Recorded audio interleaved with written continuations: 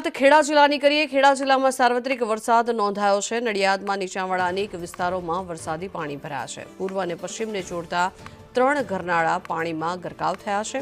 દેસાઈ વગો અને વીકેવી રોડ વિસ્તારમાં પણ વરસાદી પાણી ભરાયા છે। ત્યારે મહાગુજરાત સર્કલ અને માઈ મંદિર પાસે પણ વરસાદી પાણી ભરાયા છે। ત્યારે શ્રેયસ સિનેમા રોડ પર પણ વરસાદી પાણી ભરાયા હોવાના આ દ્રશ્યો સામે આવી રહ્યા છે। વધુ માહિતી મેળવીએ। સંવાદદાતા કરુણેશ પંચમવેદી આપણી સાથે જોડાયા છે। કરુણેશ, શું સ્થિતિ છે નડિયાદની? કારણ કે જે અંડરપાસ છે ત્યાં પાણી ભરાયા છે, વાહન ચાલકોને કેવી હાલાકી?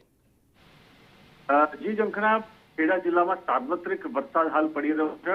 તમામ તાલુકાઓમાં વરસાદ નોંધાયો છે, ક્યાંક ધીમી ધારે તો ક્યાંક વધુ વરસાદ જોવા મળ્યો છે। નડિયાદ શહેરની વાત કરીએ તો નડિયાદ શહેરમાં રાત્રે 2 વાગ્યાથી અવિરત વરસાદ ધીમી ધારે જોવા મળી રહ્યો છે, જેને કારણે નડિયાદ શહેરમાં અત્યાર સુધીમાં લગભગ 1.5 થી 2 ઇંચ સુધી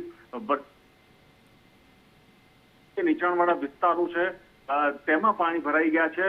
નડિયાદ શહેરનો જે દેસાઈ વગો વિસ્તાર ઉપરાંત વીકેવી રોડ છે, મહાગુજરાત સર્કલ છે, માઈ મંદિર રોડ છે, આ ઉપરાંત સિનેમા રોડ છે, આ તમામ જગ્યા ઉપર પાણી ભરાયા છે।